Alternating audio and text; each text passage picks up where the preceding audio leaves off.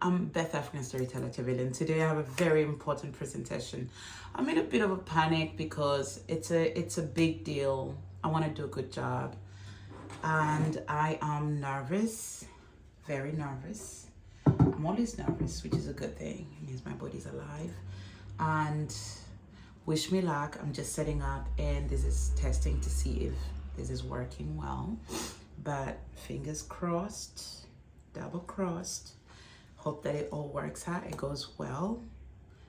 I feel like, you know how you've pulled back a catapult? I feel like this is one of those tensions. Let's see how far we launch. Yeah. I'm very grateful to Ali and Dr. Kiba for giving me this opportunity. And I will be presenting for B.A.M B.A.M Conference, and I'm very grateful, and I feel anchored, and I feel I'm part of a good movement, an important movement. Yeah, so let's get this show on the road, right? Hopefully everything goes well.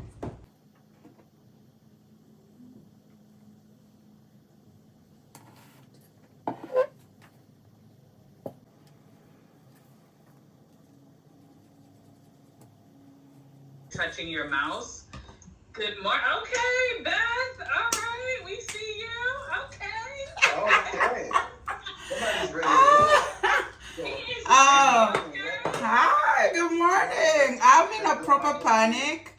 Doing some prep. Yes, yes, please. We'll check in with you just in a moment to make sure you're good as well. Okay. As you know, the first block has the first two in there, so we definitely want. This is the only time before when everyone's not here, so we make sure you're good. But just hold tight, okay? Give us 1 second so we can talk to our tech with the. But you're good. Good to see you. Great to see you. You're great.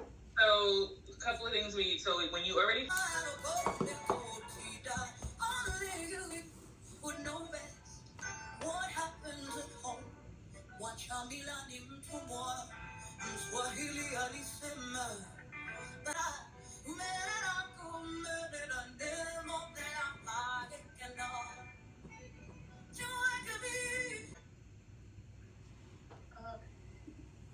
Yeah, that's good. I can pick it up from there. Thank you, Lee. Good morning, everybody, and thank you so much for showing up. I'm gonna start off by just saying I'm nervous, and I'm glad I'm nervous. Being nervous means I'm alive, I'm present. I think this is important, and so the nerves is just a reminder that this is important work, and I'm hoping that we can all walk away having refilled our well. And so that song that just sang that you were just you just listened to is called Kumerera, which is Come Let's Celebrate. It's a celebratory song. It's sung in the Gikuyu language of Kenya. It's a tribe in Kenya, and it's sung by one of my favorite Kenyan songstresses. Her name is Nyawira Cyrene.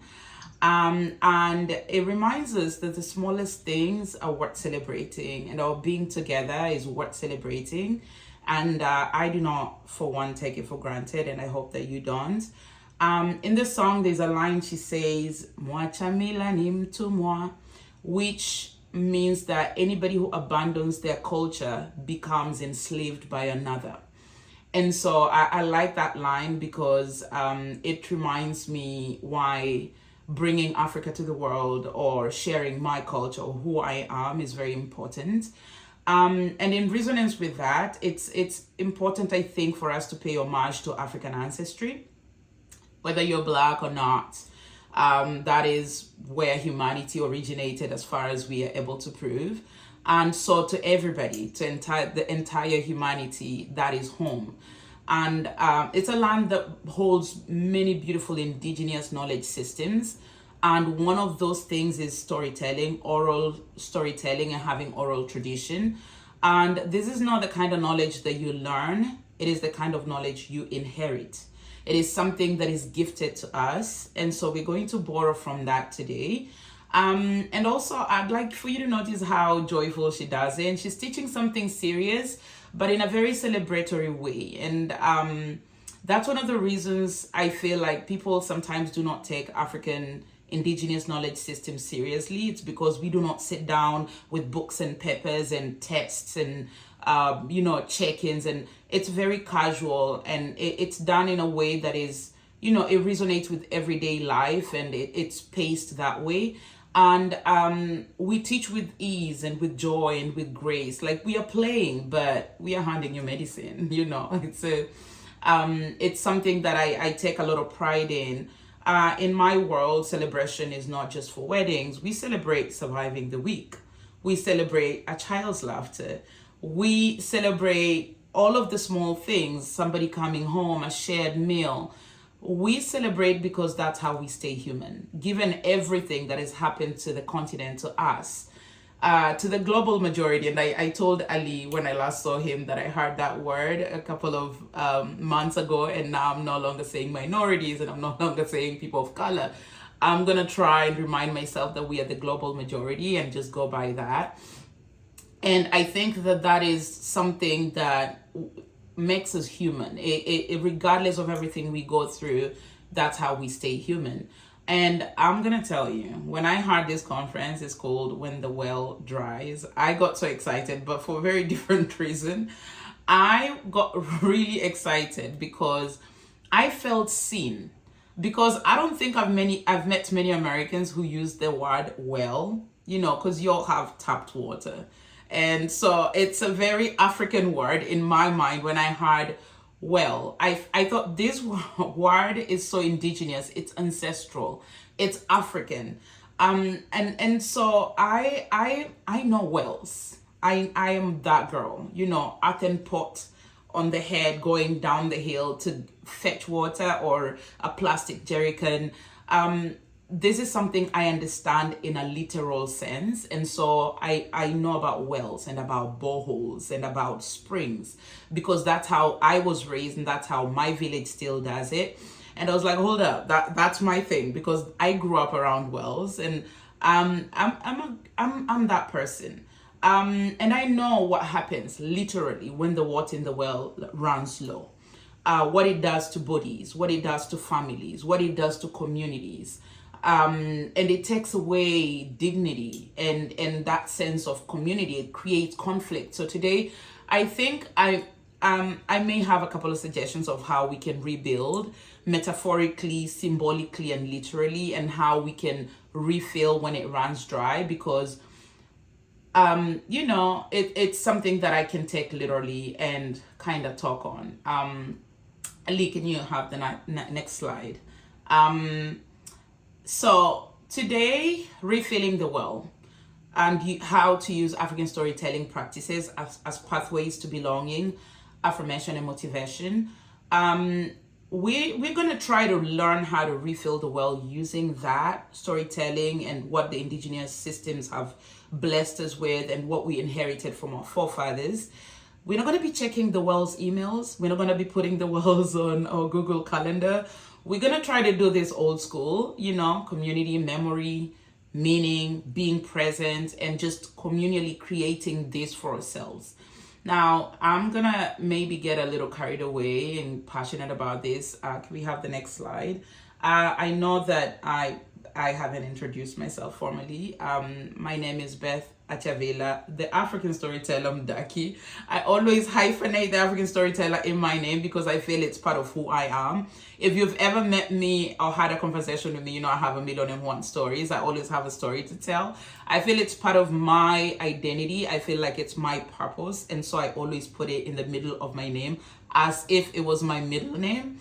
I am Kenyan. I come from Kenya, and I'm from the Luya tribe. I come from the Bagisinde clan and the Sanyaga subclan.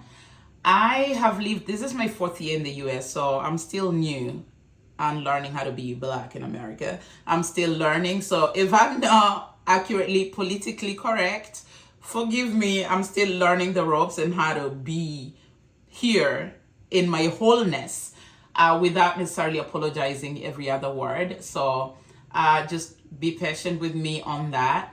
I'm a global educator and a community and belonging leader, and I founded the African Storyteller, which is an organization that uses stories to celebrate Africa, to re-educate, reimagine, and go back to fetch what our ancestors left for us to inherit that was maybe grabbed from us, or we were bamboozled and we were told that it wasn't worth anything.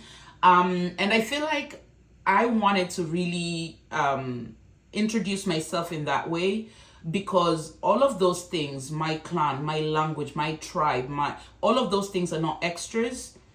This is context. This is how you consume me, and you cannot take me away from those things. It is part of my heritage and who I am. And I feel like because I can tell you my migration story, and if I'm in Lesotho in the south, or in Zimbabwe, and I meet somebody who picks a tongue that sounds like my native tongue, I understand how migration across Africa, and I know where my people came from, and I can pinpoint where my bloodline is. And I think that is a privilege, and I do not take it for granted. And I feel like in some sense I have a direct line to the source, and I want to share that. I want to be able to feed people from what I know and what I've experienced, because when you know where you come from, you feel grounded. And I know my point of origin, and I know how my people moved. And so I can go back and plant my feet in the soil and reconnect to my roots and say, I am home. And I know that is not something a lot of people can do. And so today I want to share that line to the source. And I'll warn you, this presentation may not look very serious. Like I said, I'm going to do it the traditional way. And this doesn't necessarily, I feel like African storytelling doesn't need a PowerPoint. It needs a pulse, a heart. You need to have soul to be able to do it. So it's going to be hopefully soulful, and it's going to maybe sound a little bit playful, but I promise if you listen and pay attention, take some notes, there'll be some gems to take away from this. Lee, could you have the next slide, please? So we're going to do a little callback. And this is a word. I'm bringing you a gift from my people. It is a word. And it says mbeho, which means I'm here. I'm present. And I want us to register our presence, because it's not an African storytelling session if we are not registering each other's presence. So mbeho is just you saying that I'm here. So I'm going to call a few names out randomly. And if you can, unmute and just say mbeho. If you can't, just type it out. And that way, we know that we are properly getting acquainted with each other. Let me see if I can access the list. Avery. Yeah. Mbeho. Hey. Gregory.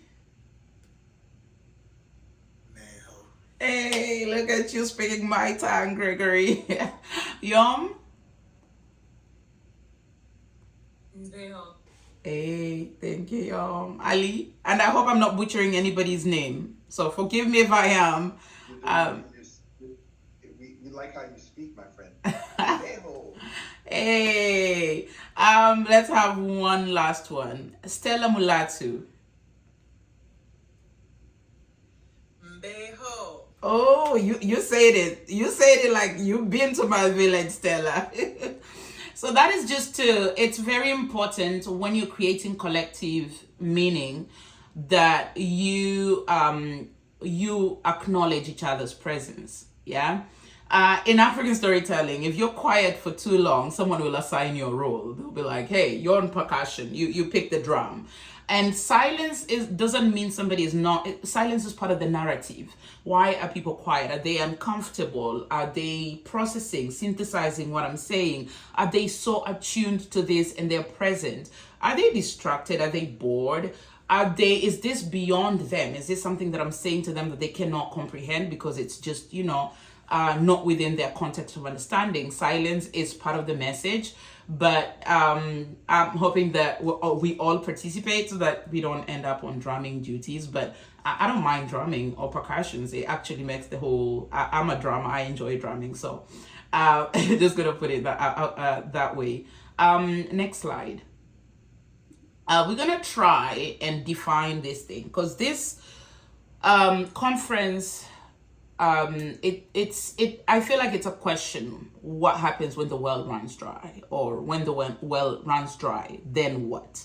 And I think it's important for us to kind of define what a well is. So if you do not mind, in 1 or 2 words, just drop in the chat what you think the well is. And you can define it physically, like a hole in the soil, and or you can define it symbolically, you can define it metaphorically. But what do you think? What does the well mean to you? What does that, what is your definition of a well? I'm gonna give you a few seconds. Just drop in the chat some of your definitions. Restoration, energy, nourishment, a source, your soul. Ooh, I like that. Access to life, great. Your own energy, what is your essence, what you have to offer, spirit, space and time, time suspended. Y'all are poets. Spirit, spiritual connection. We are in church. The sermon is on. I really love your definitions of a well. Eternal life, spiritual source, the God within. Ooh. The God within, it's in every culture. We turn inward, whether it's whatever religion I've ever encountered, you always turn within because God is inside, right? The God factor is within you. Thank you so much for sharing. You can continue adding to that. But a well is, both symbolic, metaphorical, and realistically, right? Now, I really love some of your definitions. A well provides a liquid that quenches our thirst, emotionally, spiritually, physically, metaphorically. And here's the twist. A well is in the ground and it holds water, but so are you. Our bodies, my favorite guru, is called Sadhguru, and he says, do you know your body is a container of water? We are more than 80% water. And if you're walking around just carrying water with you, and if you really understand that, then you realize that your connection to the universal energy is through the liquidity of who you are. And so you pour into people and people pour into you. But if you dry up, you lose your buoyancy, you lose your softness, you lose your connection, you lose yourself. So anything that drains you, notice it and name it and nip it in the bud, because that is how you know this is affecting me and I need a refill. We are living in a time when a lot is going on. And so that is something that is very important for us to remember. And to know that a well is somewhere that we are not just, it's not in the ground, we are also it. And as some of you have mentioned in the comments that a well is a spiritual inner God, something that is within you. And if your well is, a song or a person or a place or a tub of ice cream, I mean, that's okay. Whatever you can do to refill that well, it's something that I think all of us can connect to. Even if we don't judge each other's wells, you refill yourself the way you think is best. And I want you to take note of what your definition of a well was and just hold on to that. Next slide, please. Now, here's where the sermon really, really, truly begins, I think, because these are the things that I think a well does. If you think about it as a metaphor, as a real thing, or as a symbol, a well is a store for life-giving essence. It is natural. A well has to be shared. It is communal. I have never met a person who sinks a well and then decides it's theirs. And my favorite thing about wells is that you cannot build a well. You don't build wells. You reveal them. They're already there. They're a gift. And once you reveal a well, it is free. You cannot start selling the water from a well.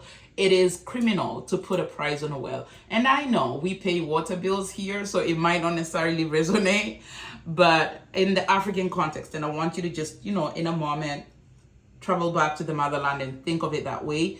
A well is something that we communally reveal. And once we do, we share it freely. It is not something we charge. It is not something that that can be prized. And it is also a symbol of wellness. If you go to a village and the well has run dry, you will see sickness, you'll see dirt, you'll see misery, you'll see conflict. A fresh well is wellness. And because wells are communal, you can't poison the source. If you poison the well, we all die. So when toxicity, whether it is from political strife or social pressure or moral, ambiguity, whatever it is, whatever makes us sick, the solution is not to grind harder. The solution is to tap back into the well and see how we can refill that. Your wellness isn't something you invent. It's something you uncover beneath all of the noise. You check in, you silence down. And we don't have personal wells. We don't only have personal wells. We have shared and communal wells as well. Our schools, our families, our teams, those are our villages. Those are our communities. And we have to protect those. Next slide. Now that we've established what a well is and what a well does, I would like for us to think of a word that describes the state of your well. I want you to just type it out. In what condition is your well at the moment? But I don't want you to press enter. Just type it. Don't share it just yet. Just type it. I'm going to give you, a second to do that. There are no wrong answers, just honesty. Yeah, and please don't say your well is fine. Fine is a performance or a cry for help. And I suppose in that case, it's fine. Crying for help is fine in this community right now. But just type it out.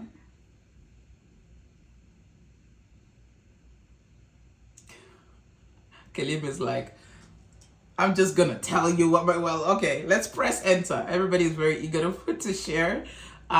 Full, overflowing with purpose, shallow, anxious, perched, depleted, ebbing. Okay, so mixed reviews, mixed bag. Americans love that word, mixed bag. We have some people who are feeling anxious, rusted, waterlogged, or replenishing. All of these are really good words, and I like that. I want you to also just keep that in your little tab of notes, or if you're old school like me and you're writing things down by hand, just keep that down and check in with yourself about the state of your well at the end of this conference tomorrow when it ends. Go back and see if you're feeling like it's rusted, or if it's ebbing, or is it now in a better condition. Because this is how we build that well, and this is how we replenish that well. And like reading some of your definitions of a well, when people say, they're feeling all of these things, and I'm like, wow, this is the truth people carry while still answering emails politely. Like, I'm just gonna put on game face and I'm gonna come and do the job. But I also want you to know that belonging begins the moment someone can tell the truth and still feel safe. And for you to be able to say your truth, I thank you for that. Now, next slide. We're going to look at what we're going to do today. And I know that I've been speaking for the last 20 minutes. So somebody would think, if this was a proper lesson, you probably have introduced your objectives. We're doing this the African way, which a lot of people, I'm assuming, may or may not know. So whatever I speak on truth, we're just going to go by that. So today in this session, what I'm hoping for is that we're going to explore ancestral storytelling as tools for healing and resilience. We'll use African storytelling as a pathway to belonging and affirmation. We'll examine how stories create spaces where people feel seen, valued, and understood. We'll talk about strengthening school and organizational culture. And I want you to leave with strategies you can try tomorrow. This is not just something that is theoretical. And at the end, I'll share resources with you. I'll share books. I'll share some of the talks that are on the internet. I'll share songs. I'll share African storytellers. I'll share all of these things that I sometimes feel like, it's overwhelming when you think of Africa as a continent, and where do I find this literature, and who do I listen to, and how do I start the research on this. And I'm going to give you a few suggestions at the end that you can actually use and kind of, you know, have a resource pack that you can keep feeding yourself from, and borrowing some of those strategies. I will share some of the greatest thinkers of African literature, like Wole Soyinka, Ngugi wa Thiong'o, Chinua Achebe. These are our godfathers, Ama Ata Aido, that you can read on and kind of feed from and see how storytelling can be quite life-changing. And because it's gonna be, I think, a good starting point to have just that suggestion. Now, next we're going to look at the characteristics of African storytelling and why it's, oh, that is the wrong slide, Lee. I think I should have told you to move. Could we have the next one? Oh, so this is what I was talking about. Sorry, I was paying attention to my notes and not this. But these are what today's, and I think you'll receive a PDF copy of this. So I think you'll have that as well. But these are the objectives today. So looking at storytelling practices and how do you use storytelling traditions to create pathways to belonging affirmation. And then, you know, how to use this in our schools, our organizations, our workplaces, our villages, whatever it is we are. And so next slide. Now, oral tradition is an interesting thing. African storytelling is oral. A majority of it is oral. We have some written words, but we know traditionally this was an oral tradition. And it's philosophical. It's full of proverbs and riddles and fables and parables. It's constructed collectively, and it moves both circularly and linearly. And we're going to break this down, you know, not like a museum artifacts. We're going to try to give you tools that you can actually see and use. And I get really upset when people think oral literature is fickle. So can we have the next slide? So oral literature or oral storytelling, or African storytelling being oral, sometimes there is a misconception that oral is fickle because it can be changed and broken. If it's unwritten, then it's unstable. And that annoys me, because oral tradition is not fickle, it's layered. And it has survived because we all collectively as a people understand, for this type of tradition and knowledge and wisdom to survive, we need trust, we need responsibility, and we need adaptation. So when I tell a story to a group, people will interpret it differently. I'm going to say the same things to all of you, but based on your age, your experiences, your relationship to me, your perception, this story is going to resonate differently. And that's why stories are told to a mass of people. Rarely is African storytelling told one-on-one. It is mostly told to a group of people. That way, the wisdom is going to percolate in many different directions, outwardly in different ways. You're going to have the 8-year-old who understood it one way, and the 40-year-old who understood this way, and a woman who took this from it, and a man who took that from it. There's a story, one of Nelson Mandela's, there's a book, it's on the list. It's a collection of Nelson Mandela's favorite African stories. And one of the stories is about how a cat becomes a domestic animal. And it's about a story about a cat that followed a hunter home. But first it followed, you know, a buffalo because it looked strong, and then it saw a lion hunting a buffalo, and then it was like, oh, hold up, maybe I'll follow the lion. And then the lion got killed by the hunter, and it was like, hold up, you mean, oh, okay, I'm just gonna follow the hunter. And the hunter went home, but the hunter had a kill. And so when the hunter arrived home, the hunter handed the food to the wife. And the cat was like, hold up, you mean the wife is the person to follow? This is the most powerful individual. And so the cat started following, you know, the wife around, hanging out in the kitchen next to the fire. And when I heard this story the first time, I was about maybe 4, maybe 5 years old. And I was like, oh, this is how cats became domesticated. And then when I kept hearing it, because that's how stories, you know, that's how they survive. They get told by different people in different ways, different tongues. And so when I kept hearing it, when I was a little bit old, I was like, hold, it's about the wisdom of a cat. Because the cat could, you know, discern the different the different abilities of the different individuals. But then in my rebellious 20s, I was like, no, this is a feminist story. This is a story about the power of a woman. And so you can see the same story meant different things to me at different stages of life. And so storytelling, it's not fickle because it is oral. It is powerful because it is oral. Because if you think about Anansi, which is the most celebrated African character, Anansi is a West African spider god created by the Akan people of Ghana. And there's so many different versions of Anansi across the world. If you go to the west of Africa or east of Africa, they have these variations where, oh, Anansi went to the funeral, or Anansi was a god and he was selling all the wisdom, and Anansi was this. And all of those variations exist, and not because they're fickle, but in those variations, you find that it's gonna hit people at their level of understanding. So oral storytelling is powerful. I use it in my class. I use it when I do our staff trainings. People really resonate to stories for many different reasons. They all hear different things, and that is the beauty of it.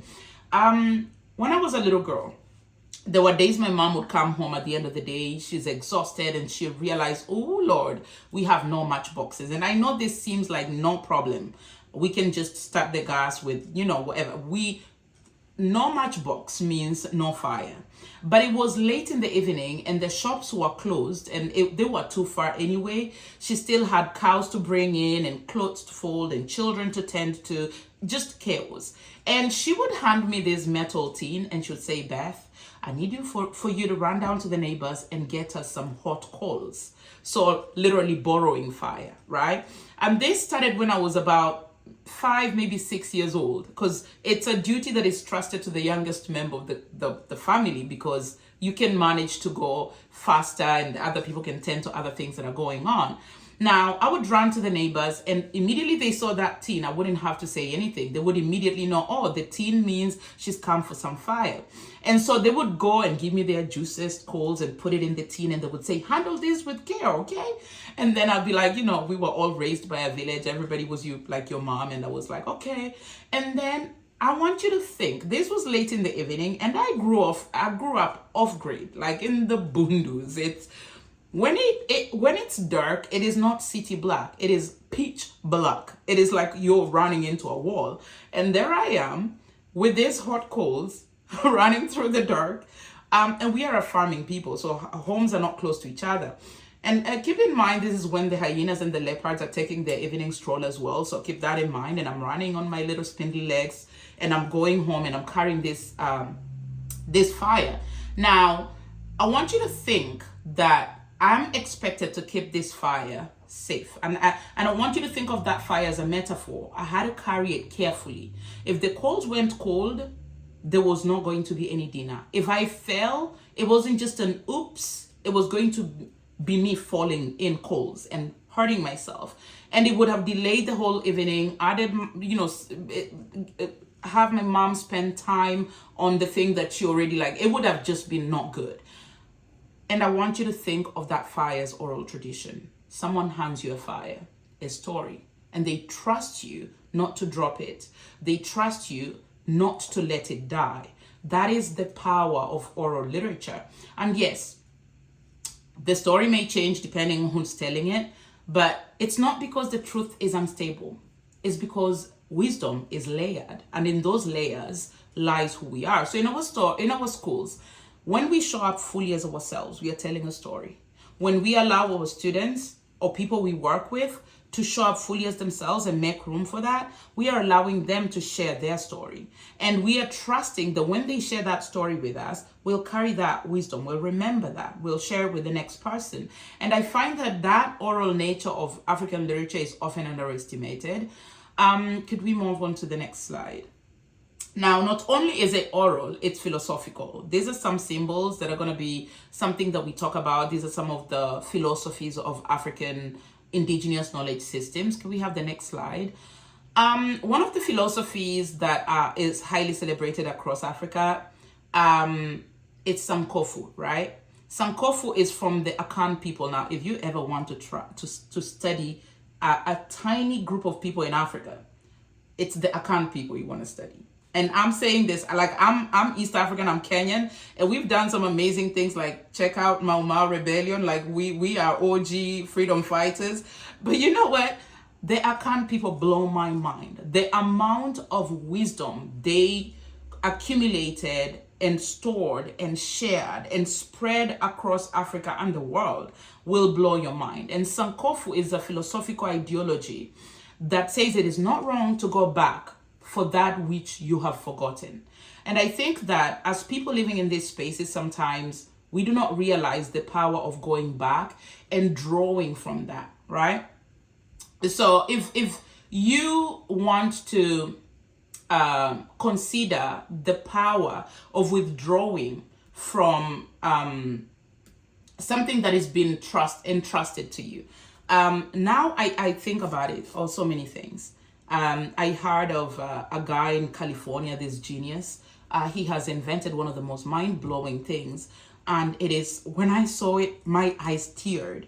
This guy has built a robot that builds houses, and these houses are sustainable, environmentally friendly, they are cost effective, they're amazing. These robots build mad houses.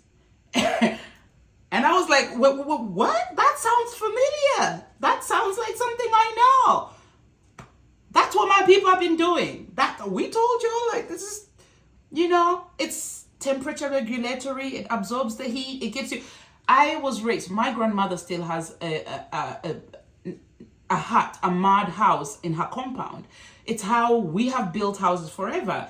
And so I love and I celebrate this inventor for kind of revising what my ancestors said, or our ancestors said or did, and presenting it as new technology. But can we get credits for that? Can we get credits for that? Or when I hear people talking about grounding, or take off your shoes, walk in the grass, I'm like, that was my childhood. I spent my childhood barefoot. This is not new. I've been doing this. Or when people talk about when you come to Kenya, we don't have organic food because there's nothing organic. It's what else could it be? You never, like, you go to a store and there's things labeled organic food. What else could it be? It's food. It's organic. We bury our fingers in the soil. We pull out food. It's organic. And so when I look at how people eat now, they're like, you know what? I was talking to my grandma. She was like, she was born in 1929. She's 97. And when she tells me some of the ways that they ate and the way and I was like, this is what dietitians are charging an arm and a limb for, like a leg for, to teach us how to do this. We've been doing it. And so going back to borrow, don't be shy and don't be afraid to say, you know what, we kind of effed up here. We're going to go back. We're going to step back. We're going to borrow from a little bit of that wisdom, our ancestral wells. We're going to draw some of it and we're going to use it now. There's no shame in going back. There's no shame in saying we forgot how we used to do this. The idea, say, for example, of a village, community. That is something, living in America, it blows my mind how isolated everybody tries to make themselves, so individualistic. And I'm like, no, it's okay. It's okay to have you and those two teachers or those two people in your staff or those two people you work with or those two neighbors, your kids play. Like, you can go out for coffee. That is community. That is village. It is okay to ask for help and it is okay to offer help. And I know that people are like, you're so creepy. Why are you talking to me? Why are you offering? I do it to the point where now when I talk to people at my school, they used to think it's crazy and very rude, but now they just take it. When I meet you, I will ask you, how are you doing? And people will say, fine. I'm like, no, how are you really doing? And so, like, I will find that moment to make that community, and that's my village. And people show up for you more once you show them you're open and you can show up for them. There's nothing wrong with going back for that which has been forgotten. And so I think that having these philosophies is something that's very important. Can we have the next slide, please? This is my grandma that I was talking about. She's 97. Oh, she's a stunner. Love her to bits. She's my little history book. I go back into her and I'm like, do you remember when the white man showed up here? She's like, yes. I'm like, what was it like? Because it blows my mind. And she told me the story about sugar. She's like, he showed up with sugar, this group of white people, the first time. Can you imagine it, living in some little village, in Kenya, and then boom, these people that you didn't know even existed, they show up and they bring your chief a bag of sugar. And the men tasted it and they were like, you know what? This sugar is not good for women. It's horrible for reproduction. That's what my grandma told me, and I was laughing. I was like, yeah, we have our own BS we've been going on about. And but now in retrospect, I was telling my mom, I was like, they were onto something. That sugar be doing things to you, and sometimes, affecting you in ways you didn't expect. But for her to remember that, it's beautiful to hear her stories. And this summer, I had the privilege of taking my kids back home, and I was teaching them how I learned how to write. We didn't have books. We had books, but books were saved for when you knew what you were doing. They were so precious. And we used to write on the back of banana leaves, and I was showing my children. If you can see in the picture, that is me having written on banana leaves. And that is how we practice our number work and our letters. We'd write in the sand, we'd write on banana leaves, and then we would show that. And this is sustainable. We use banana leaves as plates. We use them to serve. We use them to store. We use them.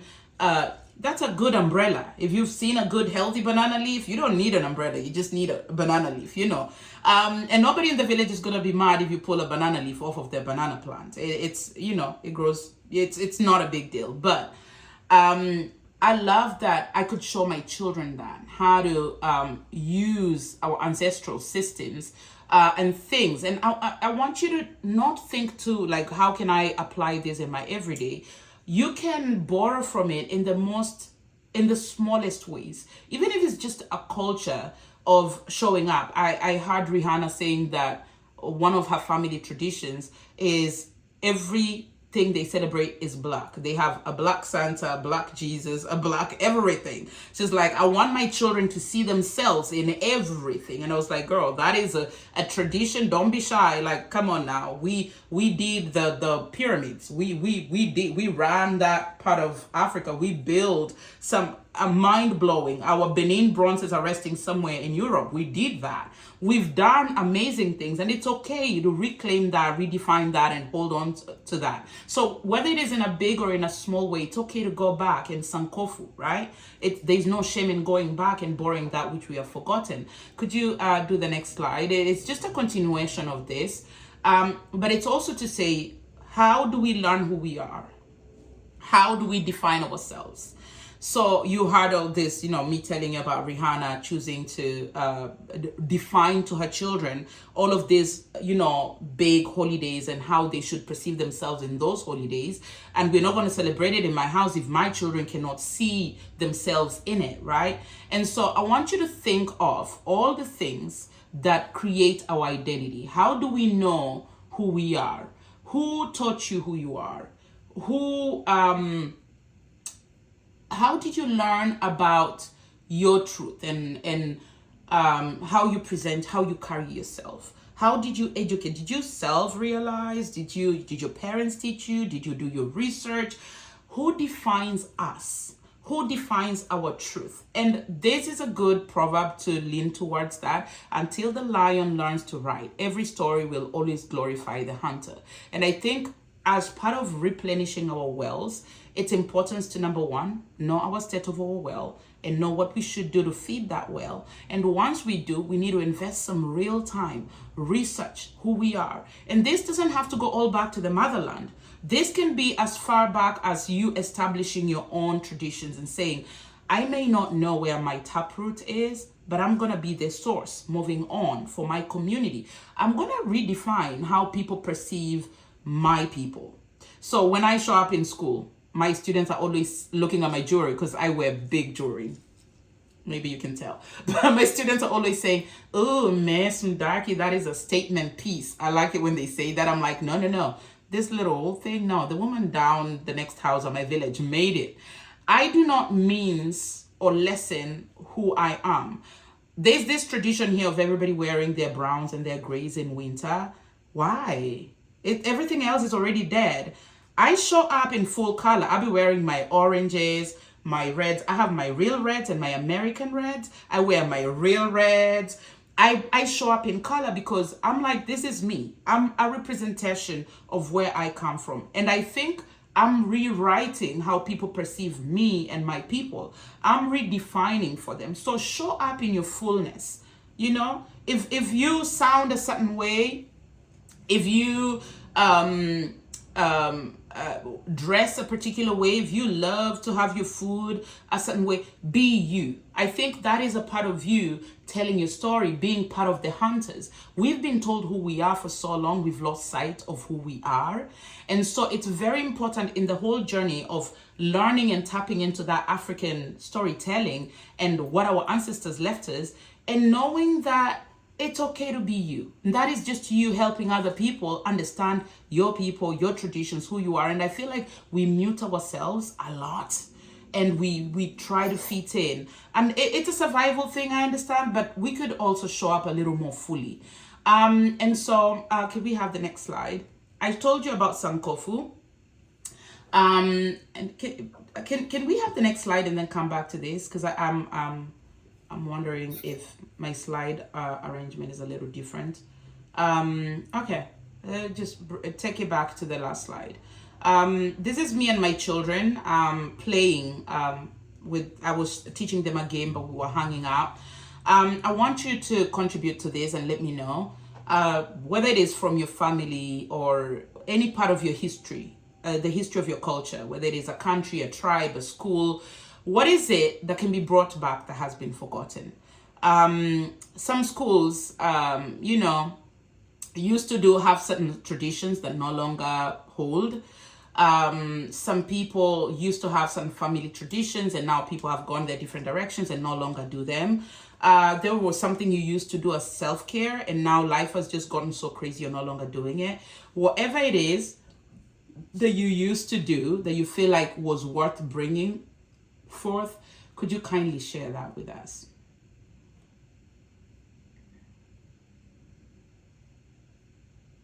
Give it a minute.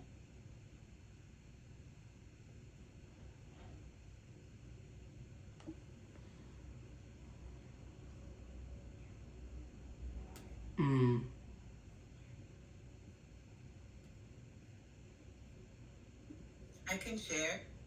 Just jump in. Yes. Beth, thank you so much. It's been such a beautiful presentation. Thank you. So my grandmother, who lived in Washington, D.C., she used to be the hub for all family gatherings. Didn't matter the holiday, and when there's no holiday, just being together. And everybody came, everybody ate and played, and music and cards and crabs and just always celebrating. My childhood memories are full of her house and my family. And when she passed, everything stopped. And people stopped gathering, families started bickering, everybody just splintered off. And so what I've been thinking about now that I have my own children and, I live in New York and I have a lot of family in DC and, they're far and whatever, but intentionally bringing people back. And so it's so beautiful you're offering because, I'm not going too far back in time. This is my childhood that I'm trying to remember and bring back because for my children, I want them to have those same memories. And also there's so much healing that comes from the family kind of piecing itself back together. And so it's starting with holidays, and we're slowly building, and I'm trying to create my home as that hub and that place for us to find our way back to each other. Thank you so much, Stella, for sharing that. And I think that when you think of going back to the source, like you said, you don't have to go all the way back, like generations and generations, jump back on the ship or whatever and go back to the motherland. It can be as far as your grandparents, or it can be as far as your parents, or you can start a new thing. And I think that you know, like I say, not all of us can go back to the motherland like Kelly's did. She's living in Kenya, her best life. I'm like, girl, how dare you take my dream? But we don't have that Nas money. We don't have like that milkshake money, right? But she has that. She can go buy herself a little village, you know, next to the mountains and set herself up and be like, she's grounding. I'm not mad at her. I'm like, yes, do that, you know, but we can find a way that we can somehow resonate with finding that truth and building that tradition for ourselves. And you know, whether it's a friend, a language, a family practice, a new ritual, you know, it's very important that we do that. And that's why African storytelling matters. It helps us co-author. It helps us edit, reclaim the narrative, especially in the organizations that we find ourselves in. And just being yourself gives other people permission to be themselves. Like somebody said in the chat, when you show up as yourself, students feel safe to show up as themselves, or other people that work with you feel free to show up as themselves. So if you really think about it, that is something, all of these things you can retrieve are really important. And so I know that our schools have fantastic policies because America, you all like to sue each other. Like it's litigative. Here, everybody's protecting themselves, and our mission statements are written ambiguously enough to cover everything but nothing, and our policies are there to protect, you know, and gatekeep, and it's crazy. But if you really think about our schools, like that one thing that happened 3 years ago that had your school in headlines but no longer, and you can't trace it's now gone. We've now made a new policy, and we've polished our mission statement. If there is something your school used to do, however, you know, maybe it didn't end up, it cost too much money and they cut it from the budget, or bring those things back, suggest them, start them in a new, you know, small way. It can be just you being yourself, but it can also be other things that you can add on to it. And then could we have the next slide? Now, this one, the next slide. All right. This is a symbol. That symbol, I love it. It's two conjoined crocodiles, Siamese crocodiles, and it said Funtem Funefu Denkiem Funefu. Funtem Funefu Denkiem Funefu is the name of that symbol, and it translates into conjoined crocodiles, and it symbolizes unity and diversity, democracy, and cooperation. And I want to look at this as part of Africa using symbols, riddles, proverbs, idioms, fables, and everybody, you know, mocking that. We have people who wrote African literature in an effort to mock it, but then they preserved it for us in a way after everything that happened during the colonial period. And sometimes when I look at that, mocking our fables, I'm like, no, we were smarter than you thought. Here's the thing, and this might not always be for everybody, because I know the culture here is to name things. A spade is a spade and not a big spoon. We live in a culture that has taught us to call people out for their bad behavior. You're horrible. You did this. You said that. But here's an African indigenous system, wisdom. When we understand that there is no individual harm, it's all collective. You poison the well, everybody dies. We are Funtem Funefu, Denkem Funefu. We are Siamese crocodiles. We share a stomach. If one of us is unwell, all of us are unwell. And so when we talk about conflict, sometimes I try not to focus on who did it and just focus on the problem. So somebody said something out of turn, and I want to make sure that everything is taken care of, and I'm listening, and I'm angry. I'm sitting inside. I'm just like, how dare you? But what I say with my mouth is not necessarily what I'm processing, because I realize that I am the minority here, that I am the harmed, and I'm fighting a force that is far too powerful for me to come in full combat. And unfortunately, when you are the harmed and you are the victim, unfortunately, 90% of the time, you have to be the bigger person. It's unfortunate, but that is just the truth. You have to be the one starting difficult conversations. You have to be the one bringing things to fore. You have to be the one suggesting things that should be obvious. You have to be the one kind of taking initiative to do things. And it's exhausting. I agree with that. It is exhausting. But you know what? when you really want to resolve and move forward and inch forward, I want you to remember antagonizing the other person is not very helpful to your own challenge. And so decentering the blame is how we do the traditional storytelling. Never called anybody out. They always put it into a nice little tidy box and called it something else. So wellness is interconnected, and what harms one harms all. In Kenya, we say makosa yamefanyika, which is mistakes have happened. And it's not to excuse harm. It is to move from blame into repair. Because if you tell someone you're the problem, they get defensive. And if you say, if you tell someone, well, you know, there was once this very stubborn goat, people lean in. They're like, what did the goat do? And even if they are the goat, they may not even know they're the goat, but the story, it brings the person in. They start decentering the problem from themselves. And so story becomes the original de-escalation strategy.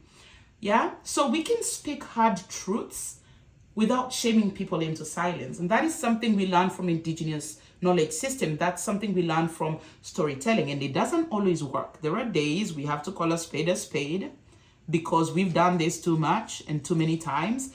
But sometimes if you just want to get it over with, you just want to have that, you do it, you move on. Because de-escalation sometimes requires decentering of that blame. Can we have the next slide, please? I'm going to try and rush through this. So this is Ubuntu, and I think Ubuntu is the most famous African philosophical ideology because I am, because you are, and that is the symbol. It's supposed to be three people holding their hands. And Ubuntu is just when narratives are not individual, right? I went to perform at a library. I do a lot of performances at community centers, at libraries, schools, things like that. And I went to perform at the library, my favorite library. By the way, that is my favorite thing in America is a library. Oh, y'all do a library well. I love libraries here. They just are so organized. I love libraries. So I perform at libraries sometimes. And I went to perform at one of my favorite libraries. I walk out of that library one day out of the week. And I went... And they told me that I'll be telling stories to children between 8 to 13 years old. So I showed up ready to tell this story. And when I got there, I found 4 to 6 year olds. Apparently the 8 to 13, they're too cool for storytelling. So it's the little ones that showed up. And I'm there with this script in my head of the story and how I want to tell it. And so I start this story. I was like, once upon a time, there was a lion. And do you know what the lion did? And they start chiming and they're like, the lion was wearing makeup. The lion was dancing. And I'm like, yes, the lion was wearing the best makeup you can imagine. The lion was sparkly and they were dancing. And I had to adjust my story to their level because their response to me, number one, made me know what level. They're not here to have a moral to this story. They're here to have a good time. So I was like, okay, time to change the plan and bring it down to their level. But number two, when they walked out of that library, I cannot promise, but I feel very certain that will be one of the stories they remember. Storytelling is usually like this here, a very wonderful person sitting and reading to children from a book.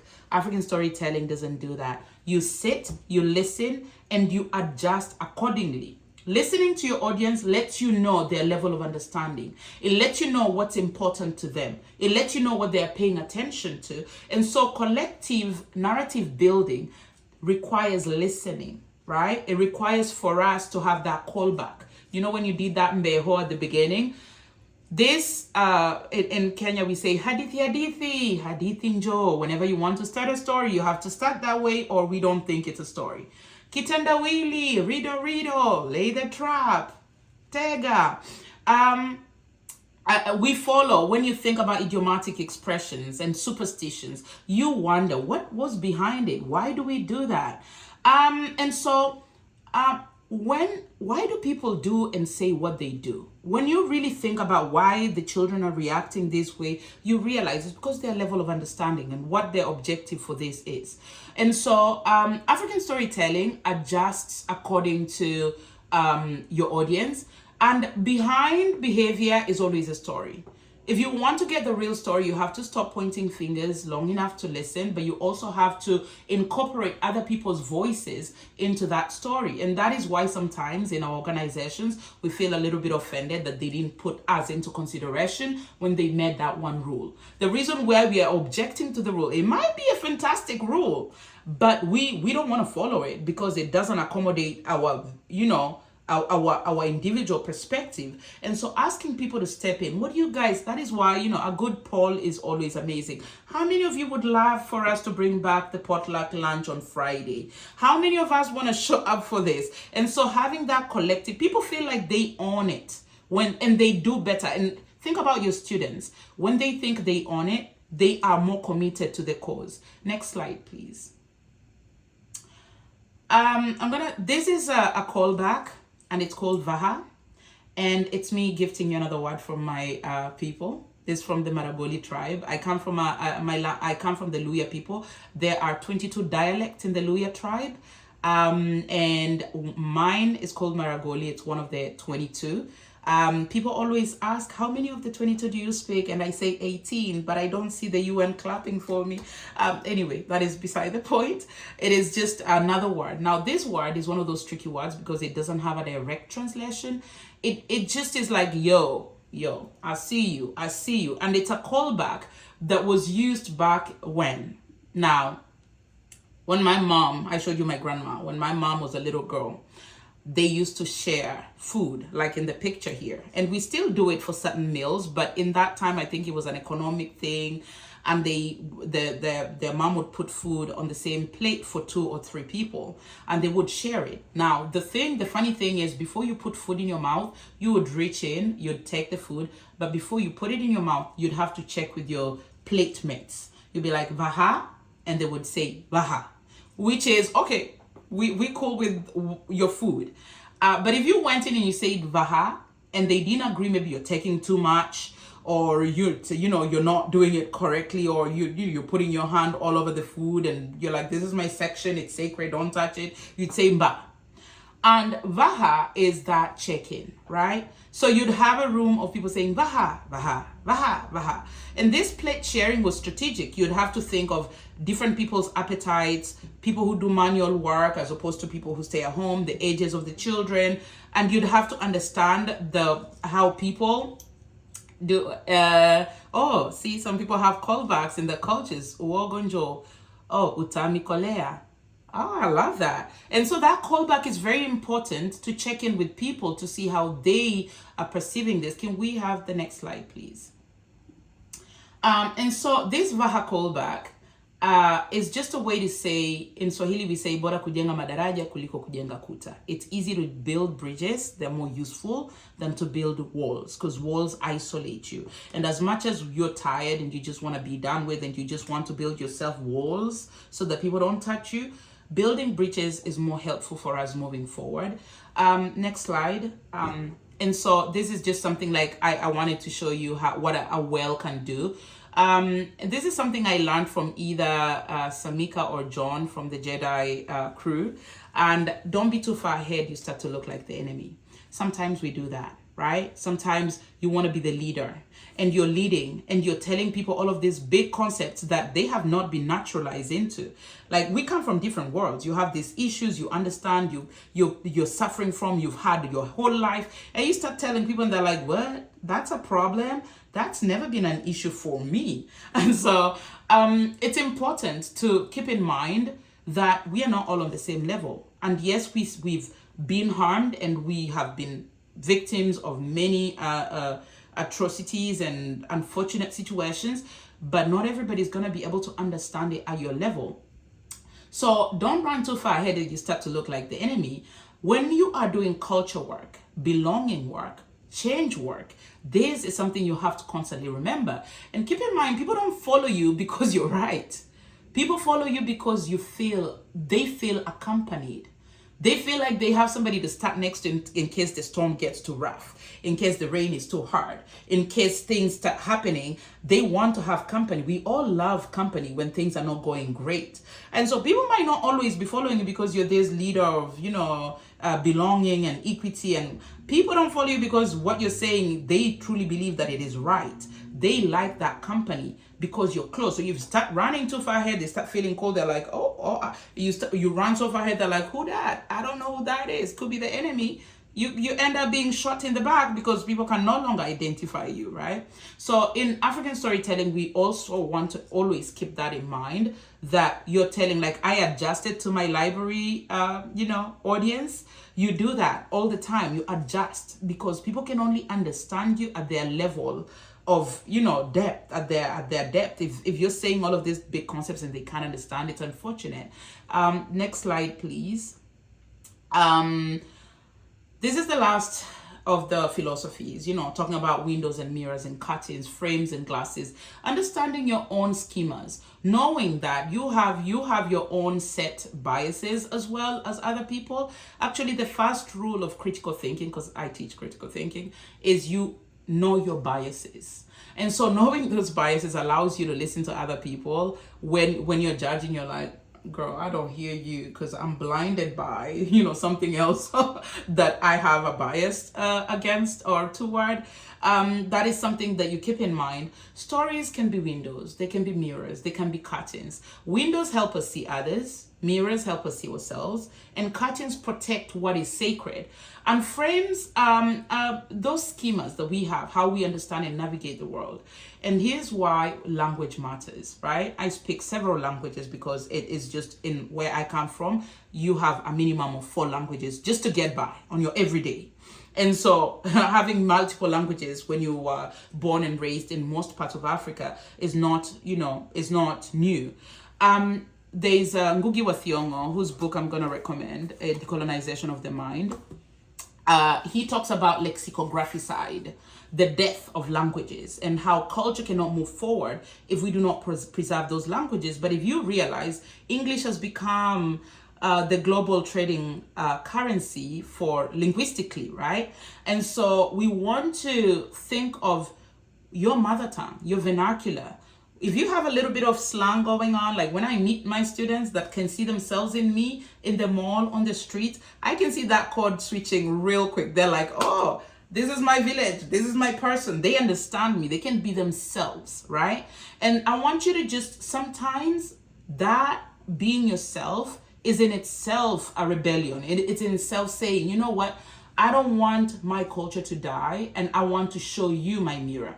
I lived in Sudan for quite a while, and there are mosques everywhere in Sudan, and there are calls of prayer happening everywhere. But I've never been inside a mosque. I've been curious and I've asked questions, and I have my friends that will tell me and all of this. And having lived in a Sharia law Islamic nation for so long, people always say, why were you never in a mosque? I've also lived in India, I've been to Thailand. I've been inside at temples and other places, but I haven't been inside a mosque. Because all my Muslim friends have this reverence and this sacredness about a mosque. And I understand for that to just be a curtain. I'm like, not everything has to be for you. You can read about it, you can hear stories about it. You don't have to experience everything. And it's important for us to let other people know when we are doing our stories where the curtains are.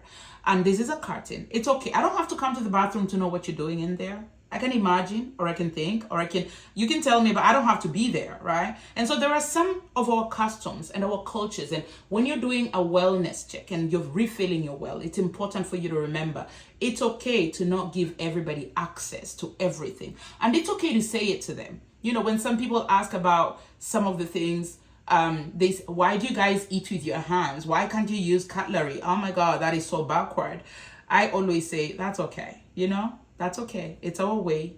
I don't have to explain to you that food is me. I am a pile of food and water.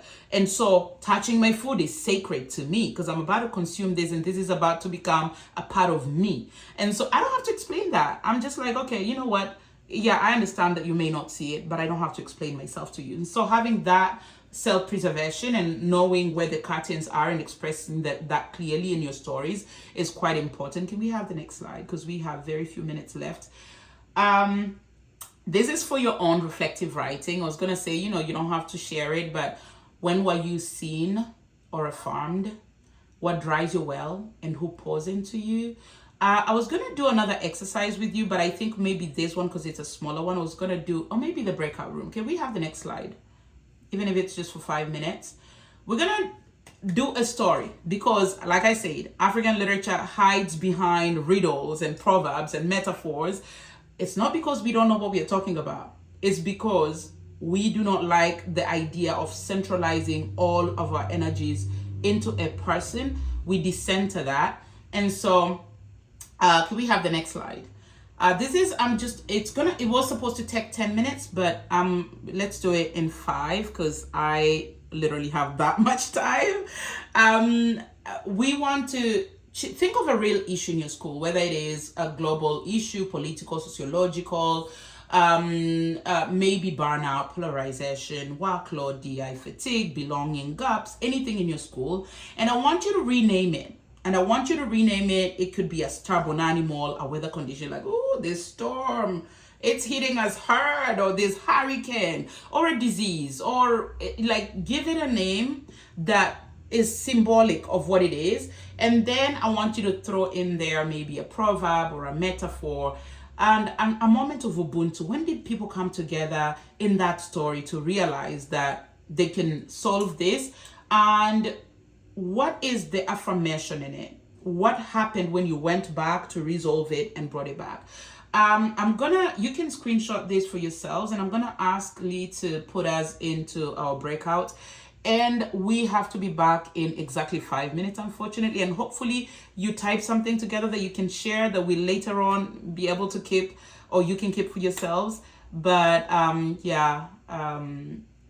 we have the breakout rooms? And I'll be right here in 5 minutes. So it's 10:08.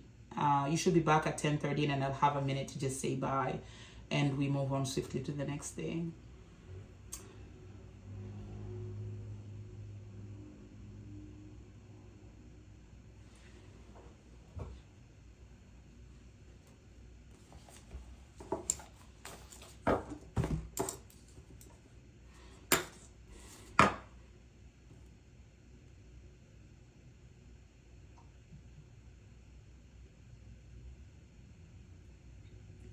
Dr. Kiva or Ali or Leah, can you place me in a room?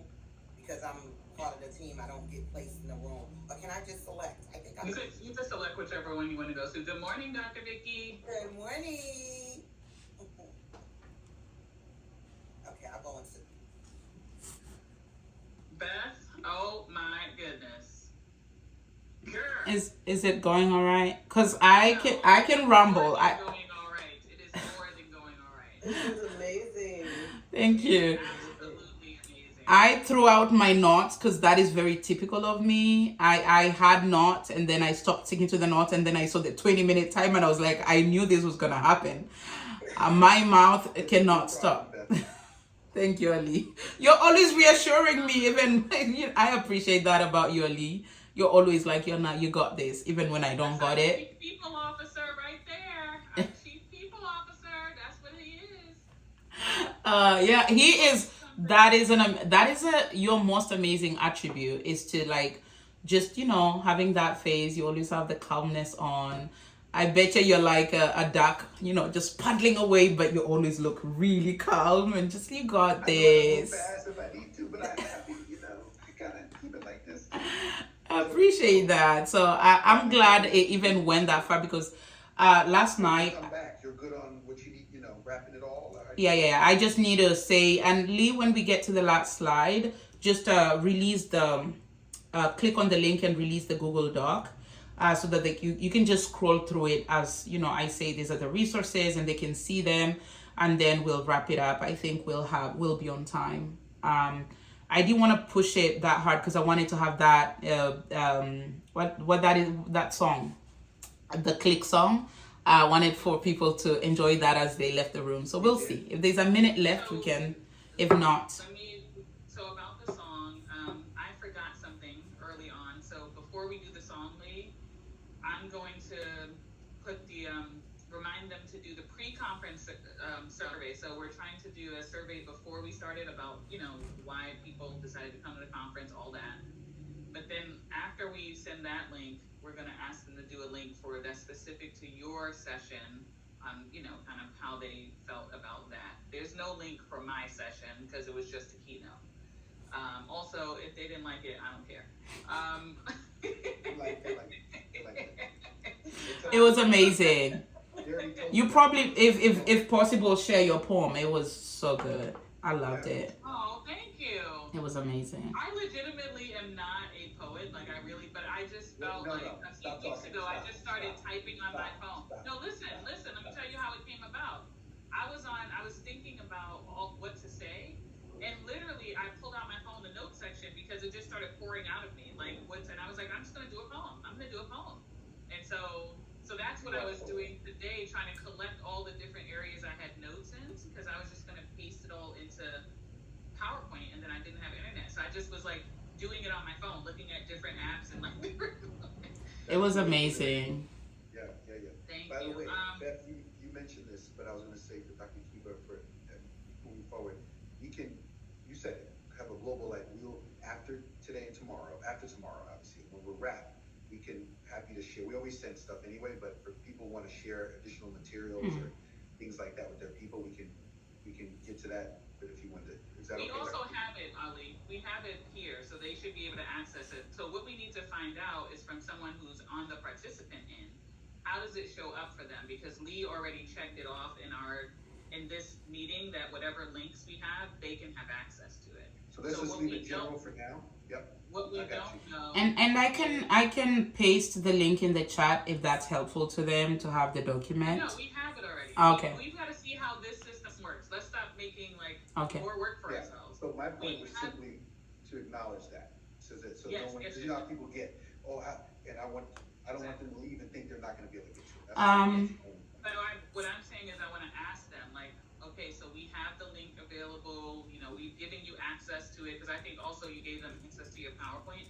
What we need to ask specifically is what I'm saying is how does it show up for them to make sure that they are getting the information? Because that's what we don't know, because we're all at a different level. None of us are just an attendee, so we don't know how it shows up on their end. So that would be good to know. Okay, I want to make sure, for this. Yeah. It may not be complete, but I think they have maybe had a sense of it, and they can do it later. Because the whole idea is to take the character out of the story and rename it. That's how fables are made. And for them to be able to maybe tell a story. Because I do that all the time. Sometimes I'll be telling the person. You gotta pull them back. It's 10:14. Yeah. Mm-hmm.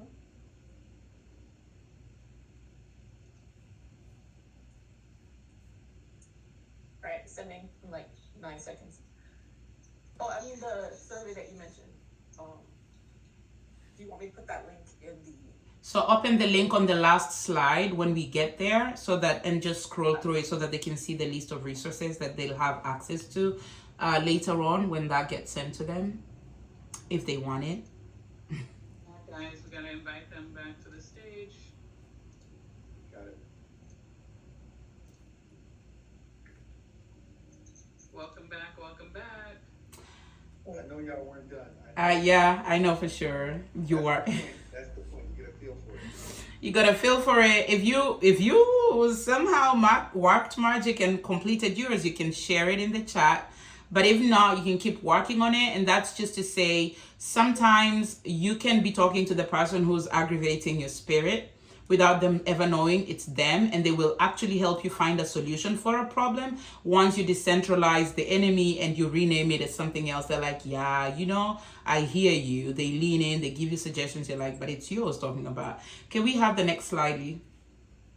So I was gonna do a callback, but you can type it in as I wrap up, which is just to say I am here in your language, whether it is English or something else. Just say I am here to acknowledge your presence. Type it away in the chat box.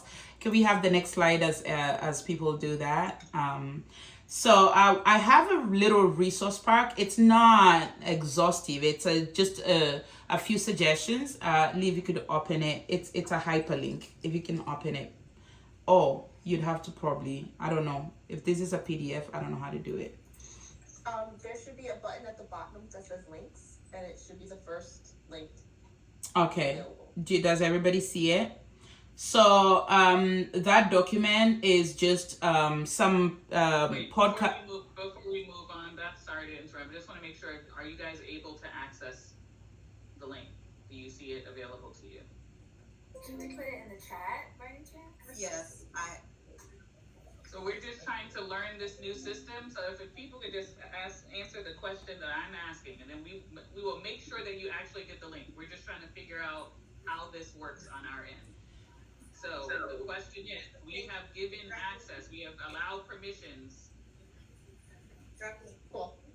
yes. I just want to make sure that people click the link in the little Yeah. link button. So these are just books. So I started off with decolonization texts, some stories that I think that are just amazing, some folktales, some talks, some storytellers, some philosophical perspectives, and then some clips you can watch. And I thought that would be really useful to anybody who's curious or wants to build up on that African storytelling background, and to listen to some of the people that have way more knowledge than I do.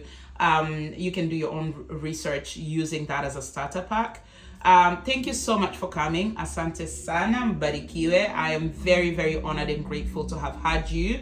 And I wish you a wonderful day and the rest of the conference. I'll be here, so we'll see each other in other meets, in other sessions today and tomorrow. But I just want to say thank you, Dr. Kiba. Thank you, Ali, for giving me opportunity to do this, and thank you for attending. Thank you, Lee, for helping make sure that we were moving along smoothly. And I hope that this was useful to you in some way, even if a little. And have a wonderful day. Thank you so much, Beth. So let's give Beth some love, some reaction, something, letting her know he's done.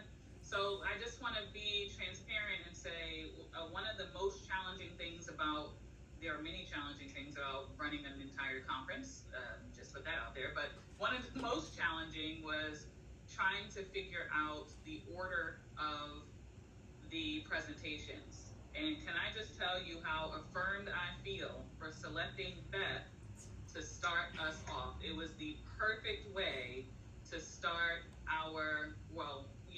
I know I started, so don't take this as me not saying I started, but for us to start the sessions with Beth. That was a perfect way for us to start and to ground us and remind us what is most important.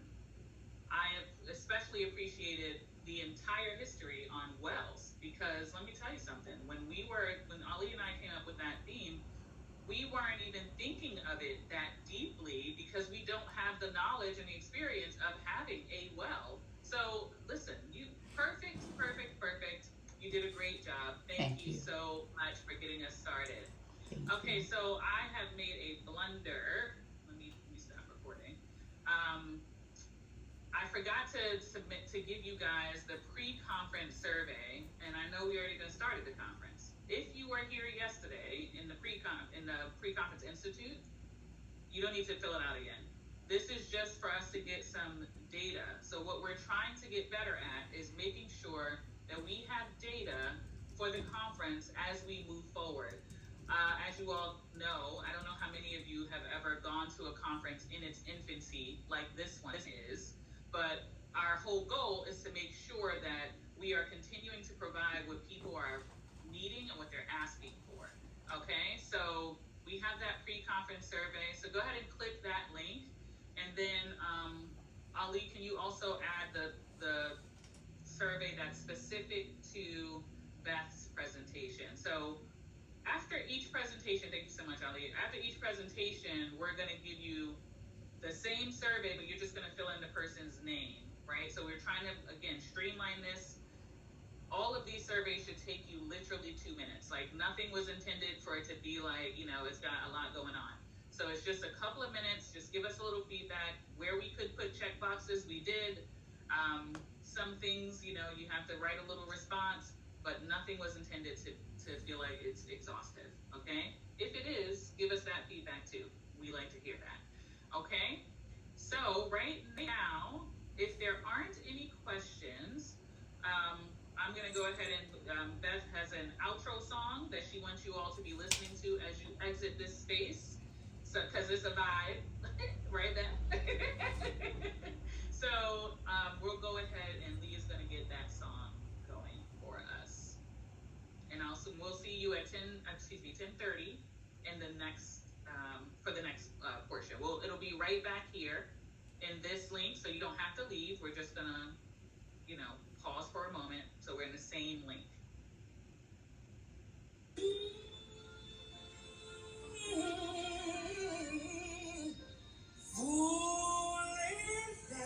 Done. I feel so good that I'm done. I was stressed. I didn't know how it was going to go, but it went. And it went. And now it's done. And I hope that I did what I was supposed to do. Thank you so much for everybody who sent me messages, who supported me, who prayed for me, who tried to still my nerves. I've completed the presentation. I think it went well.